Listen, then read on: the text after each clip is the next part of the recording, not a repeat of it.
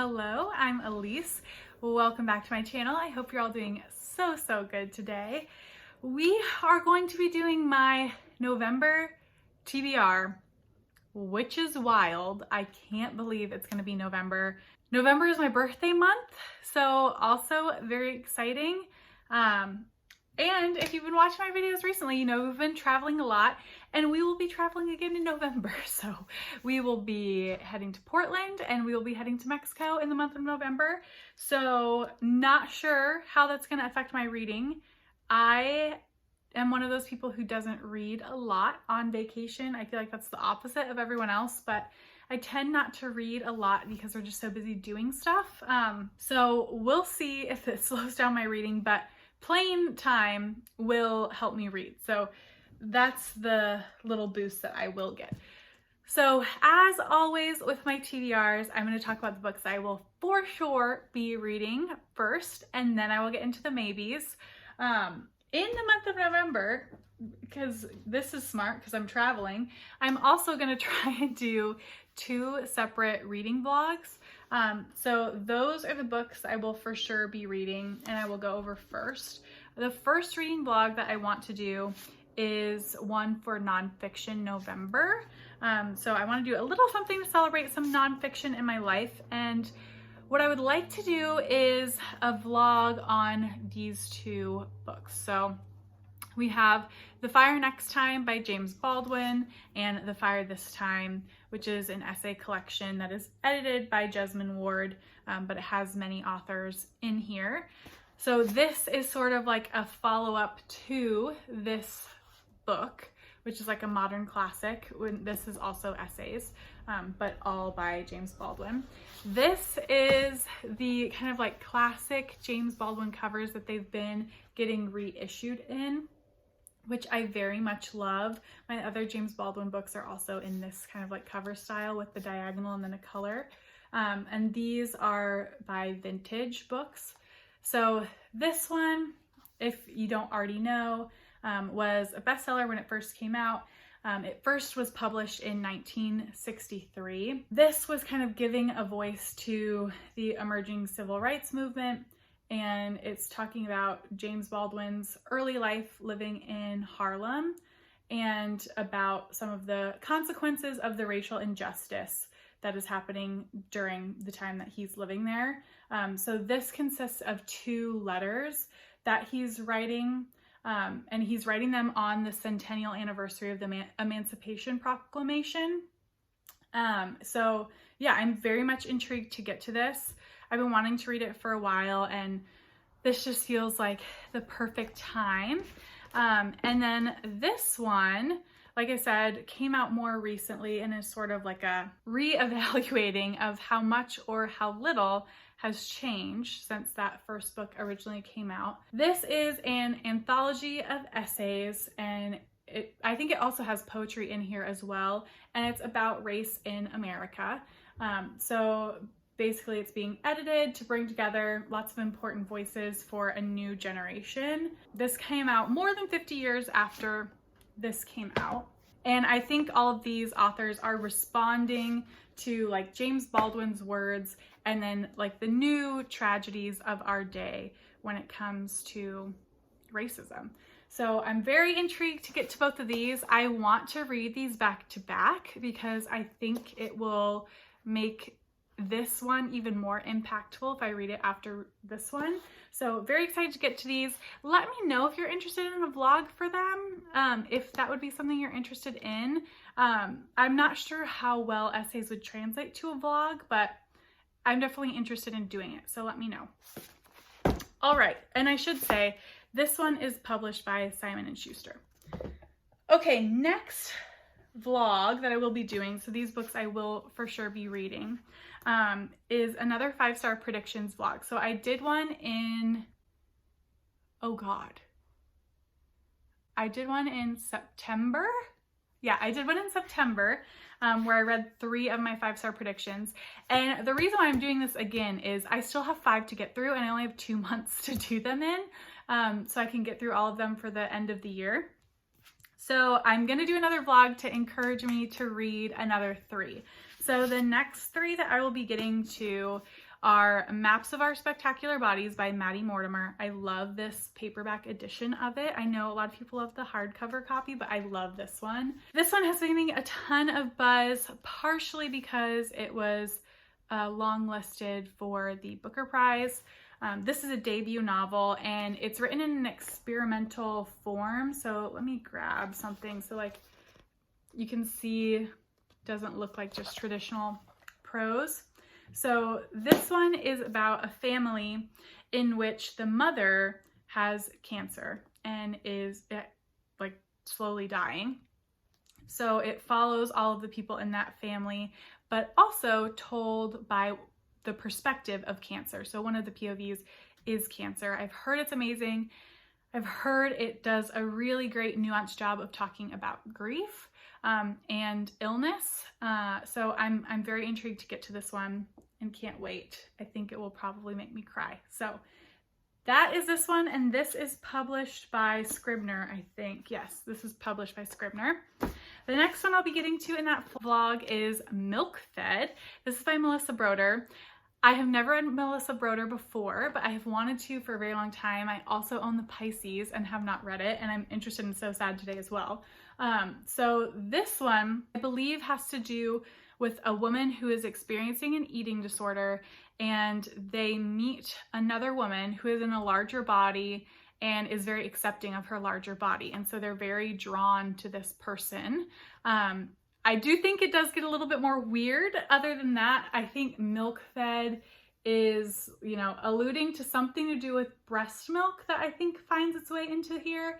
I'm not really sure exactly, and I don't want to fully read the blurb because I want it to be a little bit of a surprise, but I've heard great things, and I'm very excited to read this. So, and also the cover, come on, such a good cover. So this is also published by Scribner. And the last one I will be reading for that vlog is Girl, Woman, Other by Bernardine Evaristo. And this one is the winner, co-winner, that's the whole story, of the Booker Prize in 2019. And everybody loves this. This is part of why I put it on my 5-star predictions, is everybody loves this book. Like, I'm sure I'm also going to love it. This one follows a bunch of intersections of like identity, and it follows a group of Black British women, and you get all of their POVs. So I think this is just like, you're getting to see all these Black British women live their lives and add like a bunch of nuance to what that story can be like. So I'm very excited to get to this one. Heard nothing but great things, so I'm sure I'm gonna love it. And this is published by Black Cat. All right, so those are the for sures. The rest are getting into the maybes. Those are the next 2 books, and this is slightly a spoiler for my October wrap up, but the next 2 books in the Veronica Speedwell series. So that is An Unexpected Peril and An Impossible Imposter. And this is book 5 and 6, I believe. In October, which you will see in my wrap up, I went freaking ham on the Veronica Speedwell series, and I read the next 3, like just binged them. The only reason I didn't continue is this one had a wait at the library. I've been reading them all from the library, so this one had a wait. So these will get read in November for sure. I cannot wait. This is a mystery. It's a period mystery, so it takes place in the 1880s, I believe, in England. And it's a duo mystery, like a buddy duo pairing. So it's Veronica Speedwell and Stoker, and they team up to solve murder mysteries in every book. There's also kind of like the meta narrative going on.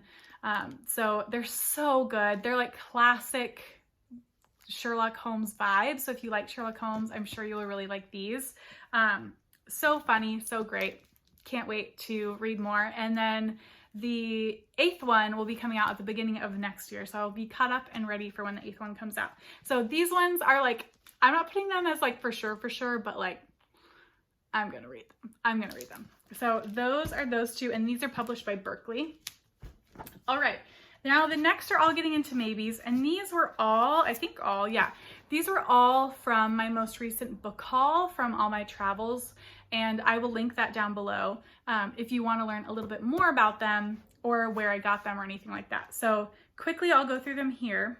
But the first one is The Nightgown and Other Poems. This is by Tasia Kitiskaya, and this one is published by Deep Vellum, and it is basically fairy tale retellings in poetry form. And I think there might be like some surrealist, fantastical stuff happening as well. Very intrigued and excited to get to that. I haven't read poetry in like a month, which is odd for me. Normally I read at least once a month, so I'm excited to get back to it. Next one is Scattered All Over the Earth by Yoko Tawada, and this is published by New Directions, and this is translated from the Japanese by Margaret Mitsutani. And this one was just nominated for the National Book Award in translated fiction. And this is a cli-fi novel, so I believe that it's like dystopian climate disaster in the future, and the main character in this is a teacher of language to children, and their native language is Panska, which is Pan-Scandinavian, and they are trying to go out and see if anybody else exists that still speaks this language. So very interested to see more about this and kind of understand the cultural identity that comes with a language and how powerful that can be. So excited for this one. Next one is The Wall, and this is by Marlene Haushofer, and this is a classic. It was published in the 1960s, I believe, 1968, yeah. And this is a German novel translated from the German by whom? By Sean Whiteside, and published by New Directions. So this is a republishing, and the cover is absolutely gorgeous. And this is also kind of a dystopian survival-ish. So this follows a woman who is on vacation in the woods, and all of a sudden a wall goes up and totally isolates her from the rest of civilization. But the wall is invisible. So she can't get out, but like nobody else can see the wall. So it's about her trying to survive these new circumstances that she's found herself in. So I've heard amazing, amazing things. I've been wanting to read it for a while. And then when this beautiful new edition came out, I was like, okay, I'm getting it. Done. Decision made. So excited to get to this one. Last two. So penultimately, I want to get to Not One Day. And this is by Anna Garretta. And this is translated from the French by Emma Ramadan.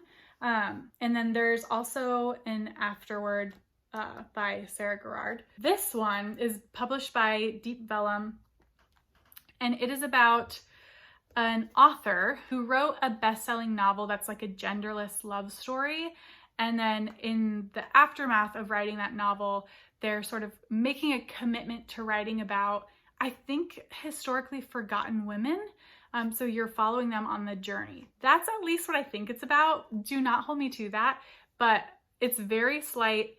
And I've heard that this has like a lot to do with the connection between like memory, fantasy, love, and desire. And those are like buzzwords for me. So I'm excited to get to this. Can't wait. Last one is the next volume in the Spy Family series. This is a manga series. This is volume 8, the most recent one to be translated into English, and this is published by Shonen Jump. It's illustrated and story told by Tatsuyo Endo, and this one, I'll give you a little sample of the art style, follows, like I've said many times before, a spy, a telepath, and an assassin who all are part of the same family, but they don't know any of that about each other. So it's funny, it's action, it's very good. There's also an anime series that has recently come out if you're interested in that as well. So those are the books that I'm interested in for November. I'm hoping to get to all of them, but at least the first ones that I talked about, I will definitely get to. Let me know what you're going to be reading in November. I'm very curious to see what you all will be reading, and I will talk to you all soon. Bye.